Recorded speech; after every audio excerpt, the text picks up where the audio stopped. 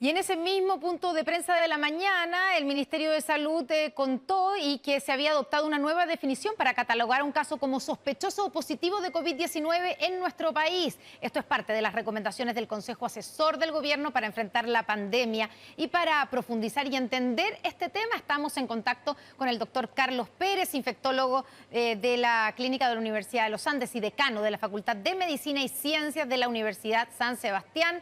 Doctor Pérez, muy buenas noches. Buenas noches, Constanza. Para entender primero, ¿cómo cambia ahora? ¿Cuándo un caso o qué síntomas debe tener una persona para ser un caso sospechoso de COVID-19 y por lo tanto ser candidato a que le tomen una PCR?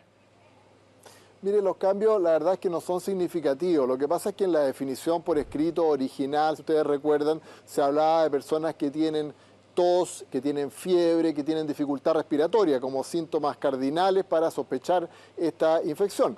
Pero desde hace mucho tiempo los especialistas y el mismo Ministerio de Salud, ¿no es cierto?, estábamos aclarando que además existían una serie de otros síntomas generales, ¿no es cierto?, dolor de cabeza, dolores musculares, decaimiento, dolor de garganta, síntomas digestivos, por ejemplo, y uno de los más recientemente descritos, pero que cada vez vemos que es muy frecuente, es la pérdida parcial o total del olfato. Entonces, en el fondo, se incorporaron una serie de síntomas que ya se habían mencionado, pero que no estaban como en la definición de caso, pero que ya la mayoría en los centros asistenciales y los médicos lo tenían incorporado para la sospecha diagnóstica. Lo que no significa, o sea, lo que significa entonces que una persona que no tiene fiebre, por ejemplo, podría tener otros síntomas y por lo tanto tener que someterse a la prueba PCR, que era lo que pasaba algunas veces, que la gente, si no tenía fiebre, no le tomaban la prueba.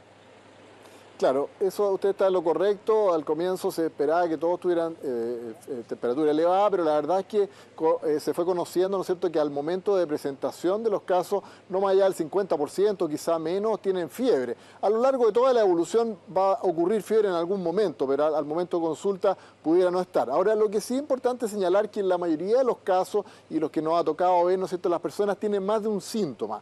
Es muy raro que una persona solo vaya a tener dolor de garganta o solo vaya a tener pérdida del olfato. En general van de la mano varios de estos síntomas, no todos necesariamente, pero varios de ellos, lo cual, ¿no es cierto?, conforman un cuadro que hace sospechar el diagnóstico.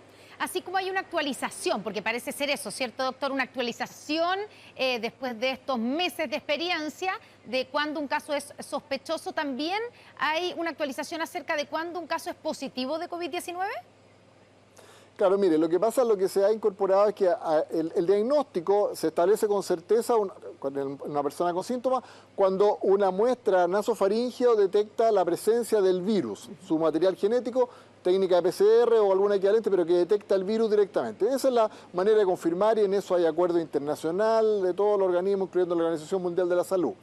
Lo que pasa es que surgieron también los mal llamados test rápidos, porque en el fondo lo que miden son anticuerpos, anticuerpos que que nuestro propio organismo crea frente al virus, ¿no es cierto?, a este virus y a cualquier otro virus, ¿no es cierto?, son una respuesta normal del organismo. Entonces, ya están apareciendo algunos de ellos que van a estar disponibles, ¿no es cierto?, pero que no son el examen de elección para confirmar el diagnóstico. Lo que pasa es que si alguien tiene síntomas y el test de anticuerpos resulta positivo, bueno, es un COVID-19, pero sigue siendo de primera elección el método diagnóstico, la muestra nasofaringea para detectar el material genético del virus, PCR o técnica equivalente. Doctor, hablando de la Organización Mundial de la Salud, surge toda esta polémica y se mantiene todavía en cuestionamiento. ¿Qué pasa con el carnet COVID-19? El gobierno ha dicho que no se trata de un carnet que garantiza inmunidad, sino que simplemente lo que garantizará al entregárselo a una persona es decir que esa persona tuvo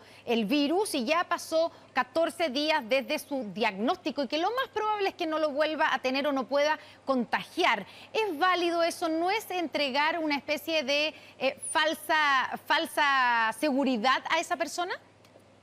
Mire, usted lo describió perfecto. ¿Cuál es el sentido de ese carnet o documento que se va a entregar, ¿no es cierto?, para certificar que una persona tuvo y ya se mejoró y ya no va a contagiar a otras personas? Está muy bien descrito.